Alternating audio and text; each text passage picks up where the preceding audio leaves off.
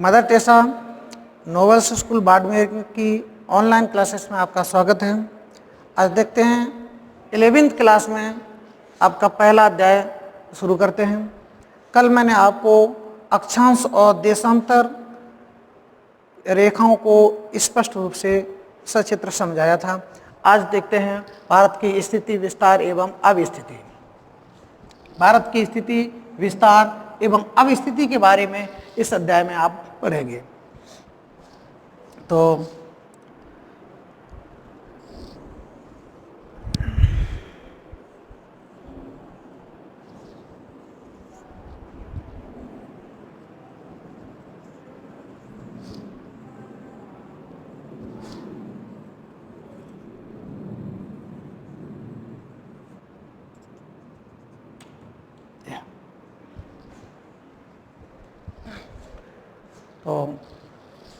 भारत स्थिति,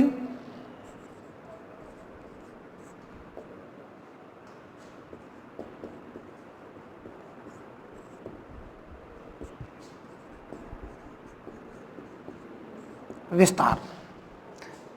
स्थिति विस्तार में अक्षांश और देशांतर में देखेंगे कि भारत जो है वो उत्तरी पूर्वी गोलार्ध में स्थित है, इसलिए उत्तरी अक्षांश में शुरू होता है, उत्तरी अक्षांश में ही समाप्त हो जाता है, और पूर्वी गोलार्ध में शुरू होता है, पूर्वी गोलार्ध में ही समाप्त हो जाता है। तो यहाँ से देखेंगे कि ये जो स्थिति है वो यहाँ से शुरू होता है 8 अंश 4 मिनट उत्तरी अक्षांश से। 8 अंश 4 मिनट उत्तरी अक्षांश से ये शुरू होता है और 37 अंश 6 मिनट उत्तरी अक्षांश पर समाप्त होता है। पूर्वी देशांतर से अगर देखा जाए तो ये 68 अंश और 7 मिनट पूर्वी देशांतर से शुरू होता है और इधर 97 अंश और 25 मिनट पूर्वी देशांतर से समाप्त हो जाता है। तो ये इसका स्थिति विस्तार होता है 8 अंश, अर्थात ये लिख सकते हैं स्थिति विस्तार में कि ये 8 अंश और 4 मिनट उत्तरी अक्षांश से 37 अंश और 6 मिनट उत्तरी अक्षांश तक तथा 68 अंश 7 मिनट पूर्वी देशांतर से 97 अंश 25 मिनट पूर्वी देशांतर तक विस्तरित है। ये इसका अक्षांशीय और देशांतर विस्तार है भारत का। अब देखते हैं यहाँ पर देशांतर में एक रेखा है 82.5 अंश पूर्वी देशांतर। यहाँ से भारत का मानक समय लिया गया। यहाँ पे एक स्थान है इलाहाबाद नैनीग्राम। यहाँ से भारत का मानक समय लिया गया है। तो मानक समय यहाँ से लिया, मानक समय लिया गया है 82.5 अंश पूर्वी देशांतर रेखा, वो भी इलाहाबाद के पास नैनीग्राम से। नैनीग्राम यहाँ से ये भारत का मानक समय निर्धारित किया गया है, जो ग्रीनविच समय से 5.5 घंटे आगे है, क्योंकि पूरब में जो स्थान स्थित होता है वो ग्रीनविच समय से आगे होता है और जो पश्चिम में होता है वो ग्रीनविच समय से पीछे होता है। इसलिए ये 5.5 घंटे भारत का जो मानक समय है वो ग्रीनविच समय से आगे है। इसके बाद होता है स्थिति विस्तार। स्थिति विस्तार में क्या है, भारत की उत्तर से दक्षिण की जो ये दूरी है, उत्तर से दक्षिण की दूरी ये है 3214 किलोमीटर। जम्मू कश्मीर में बिल्कुल उत्तरी स्थान से लेकर के दक्षिण में कन्याकुमारी तक की जो दूरी है 3214 किलोमीटर है। जबकि पूर्व से पश्चिम की कुल जो दूरी है यहाँ तक, ये दूरी है 2933 किलोमीटर। तो ये पूर्व की दूरी, ये पश्चिम की दूरी। तो विस्तार में लिख सकते हैं उत्तर से दक्षिण की जो दूरी है वो है 3214 किलोमीटर, और पूर्व से और पश्चिम की दूरी ये है 2933 किलोमीटर, 2933 किलोमीटर ये है। इसके बाद में भारत की स्थल सीमा रेखा, ये स्थल सीमा रेखा, ये जो भाग आता है ये स्थल सीमा रेखा तक आ जाता है। यहाँ से जो भाग दूसरे देशों के स्थलीय भूभाग से जुड़ा हुआ है, इसकी ये दूरी है वो है 15,200 किलोमीटर। जबकि मुख्य भूभाग गुजरात के तट से लेकर के ये अरब सागरीय तट, इसके बाद में हिंद महासागरीय तट, इसके बाद बंगाल की खाड़ी का जो तट है, ये जो दूरी है मुख्य भूभाग की वो है इसकी 6,100 किलोमीटर।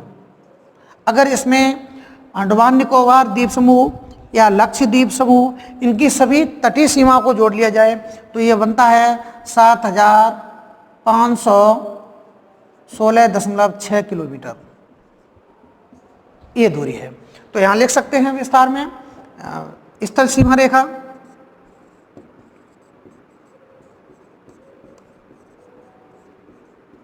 स्थल सीमा रेखा ये है आपकी 15,200 किलोमीटर।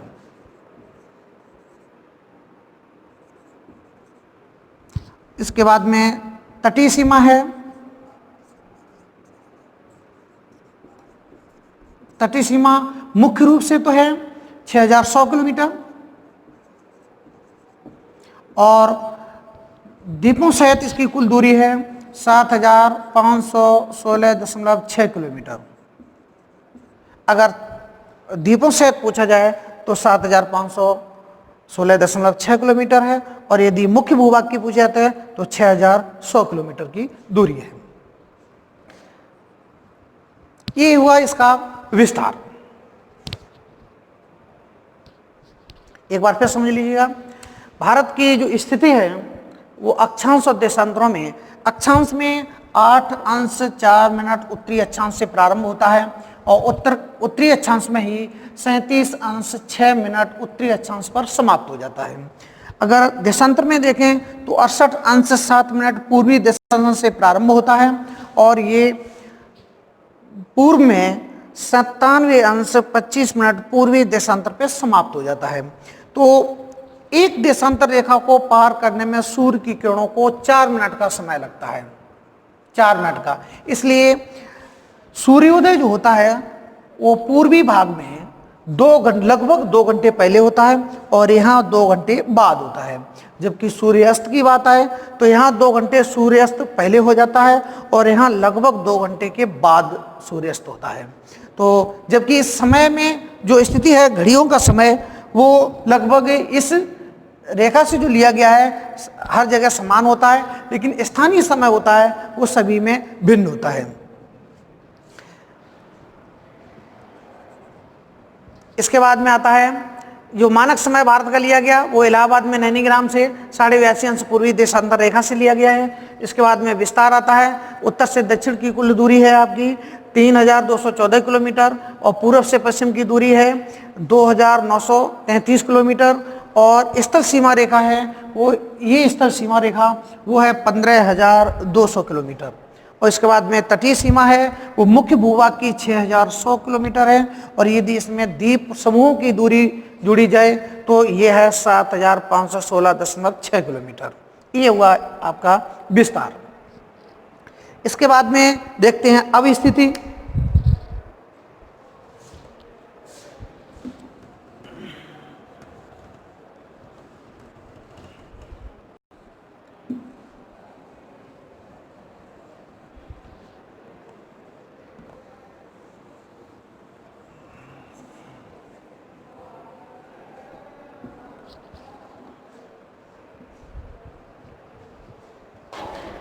अवस्थिति, भारत की अवस्थिति।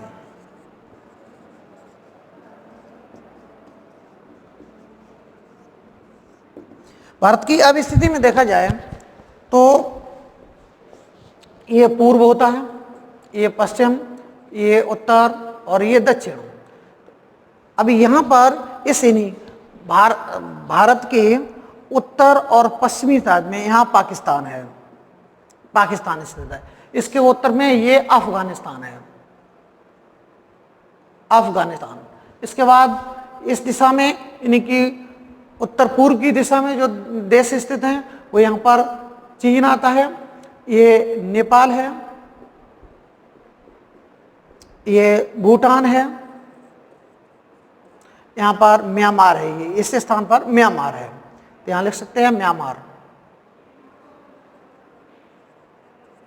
यहाँ पर इस पूर्व की दिशा में म्यांमार स्थित है। इसके बाद यहाँ है बांग्लादेश,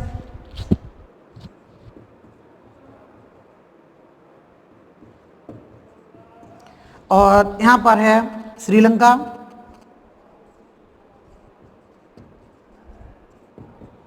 और ये बाकी के क्षेत्र।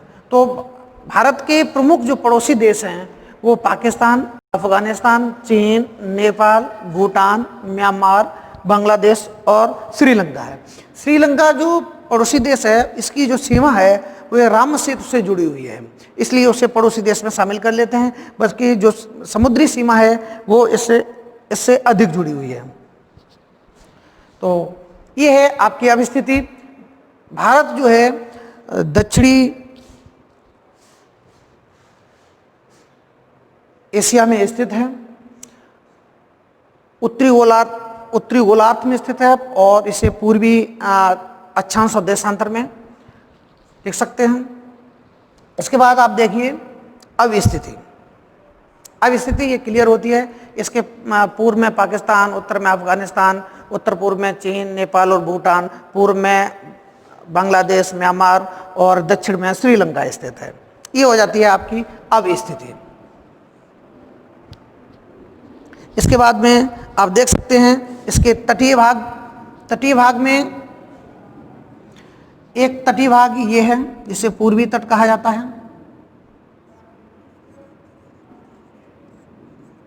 पूर्वी तट, और ये है पश्चिमी तट, ये है पश्चिमी तट।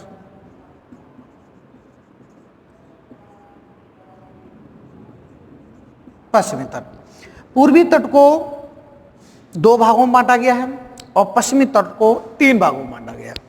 पूर्वी तट यहां से लेकर के यहां तक, इसे कहते हैं पहला नंबर उत्तरी सरकार तट,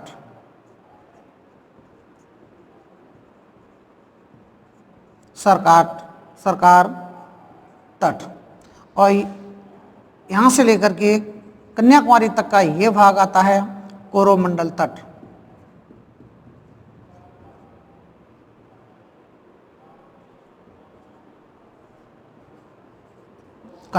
कोरोमंडल तट गंगा नदी के डेल्टा से कृष्णा नदी के डेल्टा तक का जो भाग है उसे उत्तरी सरकार तट कहा जाता है, और कृष्णा नदी के डेल्टा से दक्षिण में कन्याकुमारी तक ये कोरोमंडल तट कहलाता है। इसके बाद में कन्याकुमारी से यहाँ गोवा तक ये भाग है, इसे कहते हैं मालाबार तट,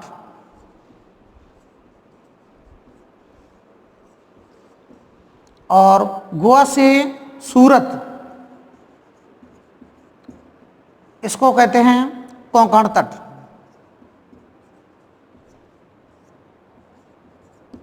और सूरत से गुजरात तक का जो भाग है इसे कहते हैं सौराष्ट्र तट।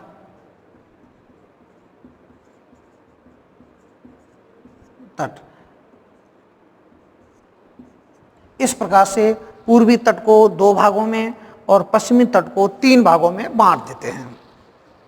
तो ये पहला, ये जो पूर्वी तट है,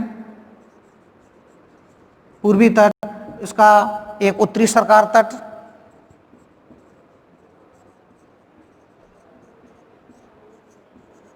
और जो दूसरा है वो है कोरोमंडल तट।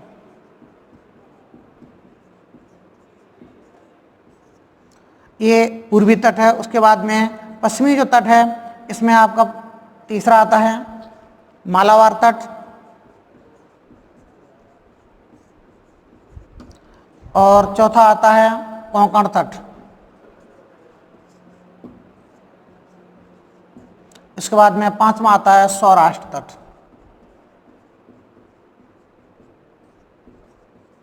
सौराष्ट्र तट। इस प्रकार से इसको अगर तटों में देखा जाए तो इसे बांट देते हैं। ये तो तट है वो बंगाल की खाड़ी है,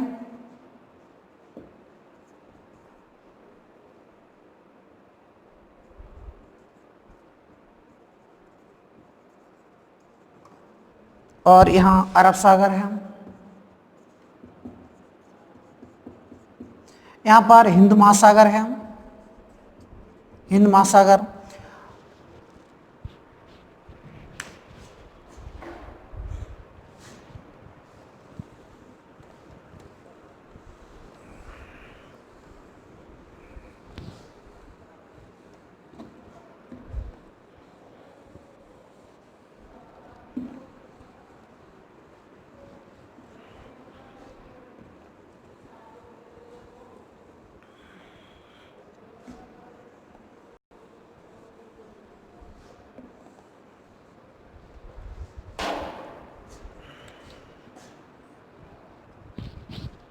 अब देख लेते हैं ये जो तट यहाँ पर अंडमान निकोबार द्वीप समूह है।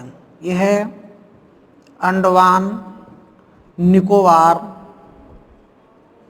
द्वीप समूह। इस स्थान पर लक्षद्वीप है, लक्षद्वीप। ये बंगाल की खाड़ी है,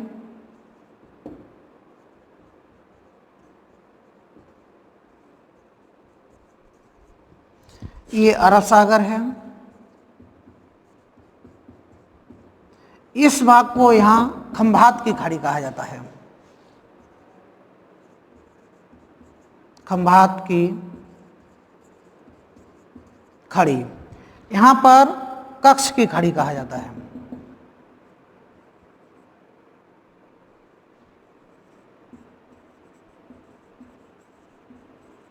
कच्छ की खाड़ी। यहां पर श्रीलंका से एक खाड़ी स्थित है, इसको कहते हैं मन्नार की खाड़ी, मन्नार की खाड़ी। तो भारत की जो तटीय भाग है, इसके पूर्वी तट पर बंगाल की खाड़ी है, पश्चिमी तट पर अरब सागर है, और दक्षिणी तट पर हिंद महासागर है। इसमें छोटी छोटी खाड़ियाँ, एक कच्छ की खाड़ी गुजरात के पास है, और उसके बाद एक खंभात की खाड़ी है। उसके बाद ये भारत और श्रीलंका के मध्य में मन्नार की खाड़ी स्थित है। ये हैं भारत की खाड़ियाँ। अब देखते हैं इस तट पर व्यापारिक सुविधाओं के लिए कुछ पत्तन और बंदरगाह स्थित हैं। जो प्रमुख पत्तन कौन कौन से हैं उनको देखिए। पहला पूर्वी तट पर, पूर्वी तट पर 6 प्रमुख पत्तन, यहां लिख सकते हैं प्रमुख पत्तन।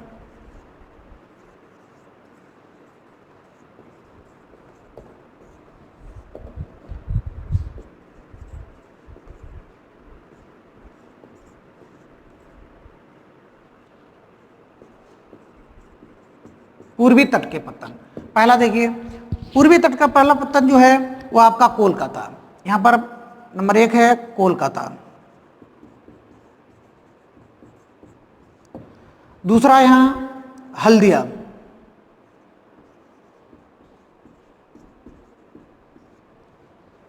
और तीसरा है पारादीप, और चौथा है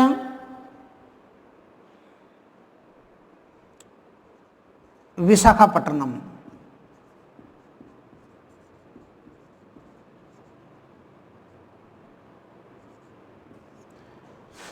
और पांचवा है चेन्नई।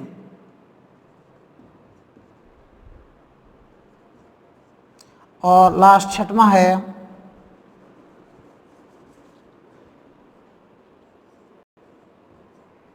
तूतीकोरिन। इस प्रकार से जो 6 पत्तन बड़े पत्तन हैं भारत के पूर्वी तट पर स्थित हैं। इसके बाद 6 बड़े पत्तन पश्चिमी तट पर हैं। इसमें पहला है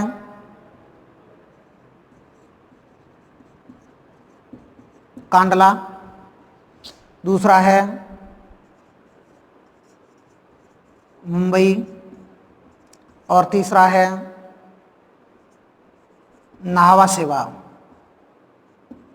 नाहवा सेवा को पंडित जवाहरलाल नेहरू पत्तन भी कहा जाता है। इसके बाद में है मारमागाओ और इसके बाद में है न्यू मंगलौर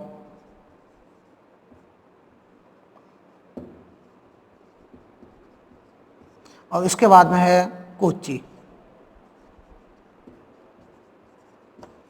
इस प्रकार से ये बड़े पत्तन हैं जिसके द्वारा अंतर्राष्ट्रीय व्यापार भारत में किया जाता है। ये कहाँ कहाँ स्थित है देख लीजिए। पहला है पूर्वी तट पर, पूर्वी तट का पत्तन पहला है कोलकाता, ये पश्चिम बंगाल में है, पश्चिम बंगाल राज्य में स्थित है। दूसरा है हल्दिया, ये भी पश्चिम बंगाल राज्य में स्थित है। तीसरा है पारादीप, पारादीप ये है उड़ीसा में। चौथा है विशाखापट्टनम,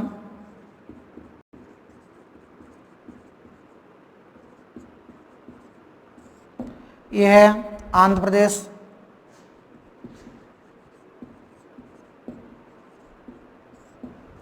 और पांचवा है चेन्नई,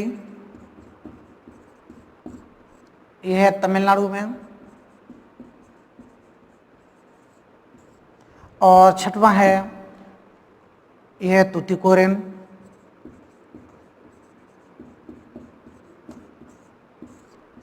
ये भी है तमिलनाडु में। इस प्रकार से पूर्वी तट के जो 6 पत्तन हैं वो प्रमुख पत्तन ये है। इसके बाद में नंबर 2 आता है पश्चिमी तट के पत्तन। दूसरा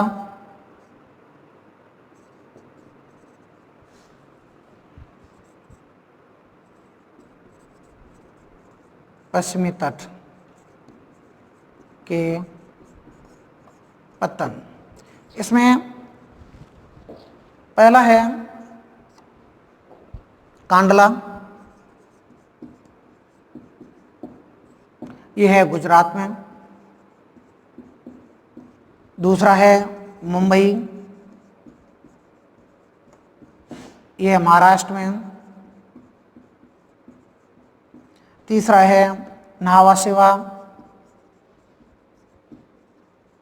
इसे पंडित जवाहरलाल नेहरू पत्तन भी कहा जाता है, ये भी है महाराष्ट्र में। चौथा है मारमागाओ, मारमागाओ ये है गोवा में। पांचवा है न्यू मंगलौर,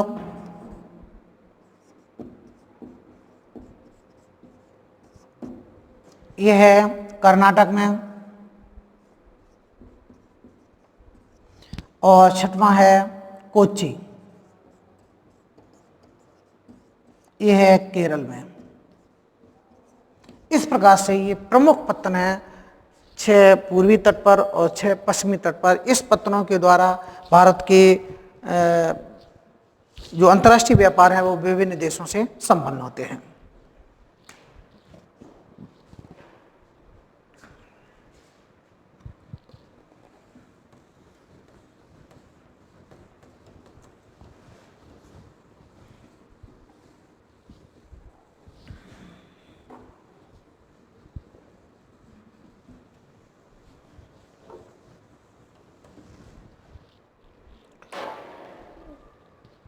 इसके बाद मैं आपको पढ़ाऊंगा भारत की अवस्थिति के प्रमुख कारक क्या हैं, इसके क्या लाभ हैं, यहाँ जो अवस्थित है उससे हमारे अंतर्राष्ट्रीय व्यापार में किस प्रकार से सहयोग होता है, और यहाँ जो स्थित है उसका भारत को क्या क्या लाभ है। अब एक आता है उपमहाद्वीप, एक प्रश्न आता है उपमहाद्वीप।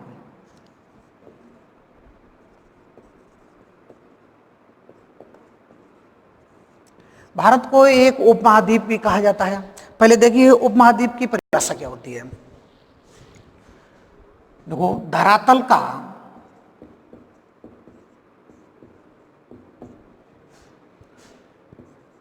वह बड़ा भूभाग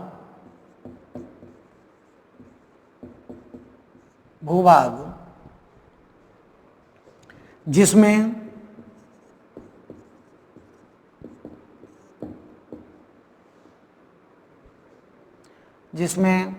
महाद्वीप के समान ही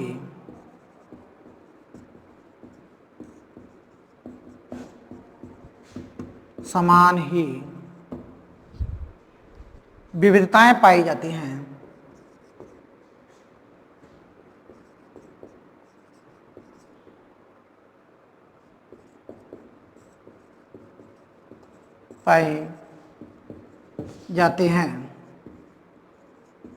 उसे उपमहाद्वीप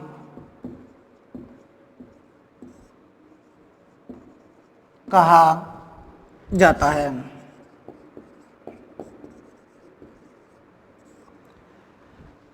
एक विस्तृत भूभाग जिसमें महाद्वीप के समान ही विविधताएं पाई जाती हैं उसे उपमहाद्वीप कहा जाता है। तो भारत एक उपमहाद्वीप है। इसमें देखिए किस प्रकार से इसे उपमहाद्वीप कह सकते हैं कि भारत 3 दिशाओं में समुद्र से घिरा हुआ, पूर्व में बंगाल की खाड़ी है, पश्चिम में अरब सागर है और दक्षिण में हिंद महासागर है। और इसका एक भाग स्थल भाग से जुड़ा हुआ है।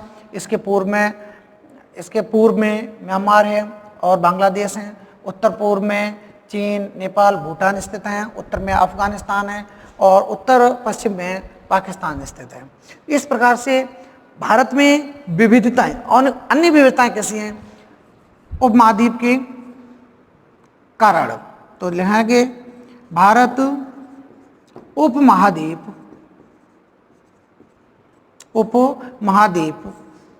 होने के कारण, भारत उपमहाद्वीप होने के क्या कारण है। तो पहला तो है, आप देखेंगे विस्तृत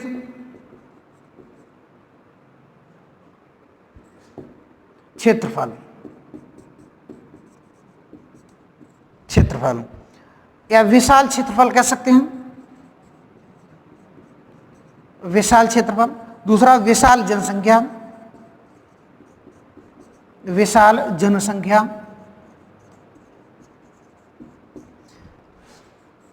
और तीसरा कह सकते हैं मानसूनी जलवायु,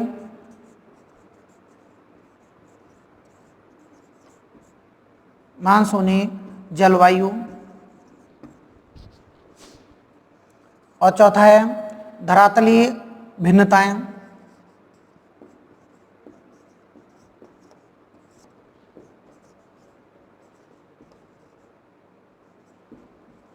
विविधताएं, और पांचवा है धार्मिक भिन्नता,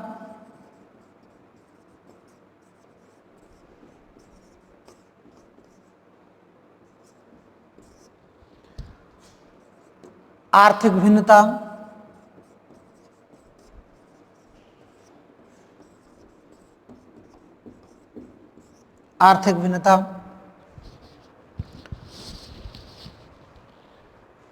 इत्यादि। अब भारत को उपमहाद्वीप होने के क्या कारण है, उसमें पहला बिंदु है विशाल क्षेत्रफल। भारत विश्व का 7वां बड़ा देश है। इसका जो क्षेत्रफल है वो है 32.8 लाख वर्ग किलोमीटर, 32.8 लाख वर्ग किलोमीटर। ये 7वां बड़ा देश है। तो क्षेत्रफल की दृष्टि से देखा जाए तो भारत एक विशाल देश है जिसे उपमहाद्वीप कहा जा सकता है।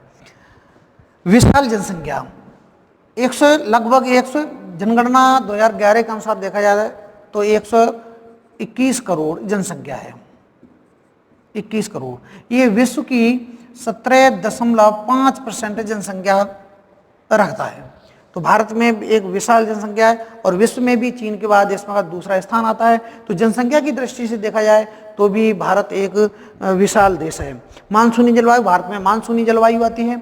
इसमें समय होते ऋतु परिवर्तन होता रहता है, जबकि एक महाद्वीप में विशाल मानसूनी जलवायु पाई जाती है। धरातलीय विविधताएं, धरातल में देखा तो उत्तर में हिमालय पर्वत पाया जाता है, दक्षिण में पठारी भाग पाया जाता है और पश्चिम में मरुस्थलीय क्षेत्र पाया जाता है, मध्य में मैदानी भाग और तटवर्ती भाग पाया जाता है। तो धरातलीय रूप से भी विविधता पाई जाती है। उसके बाद धार्मिक भिन्नता, धार्मिक भिन्नता में क्या है कि भारत में विश्व के 4 धर्मों का उदय हुआ है। एक हिंदू धर्म है, दूसरा बौद्ध धर्म है, तीसरा जैन धर्म है और चौथा सिख धर्म है। इन धर्मों का भारत में उदय हुआ। इसके बाद में इसमें अन्य धर्म के लोग भी आए और बस गए और यहाँ पर विभिन्न धर्मों के लोग निवास करते हैं, ये भी एक भिन्नता पाई जाती है। उसके बाद आर्थिक भिन्नता, भारत में विभिन्न राज्यों में आर्थिक रूप से भिन्नता पाई जाती है। कुछ राज्य विकसित श्रेणी में आते हैं, कुछ पिछड़ी श्रेणी में आते हैं, कुछ मध्य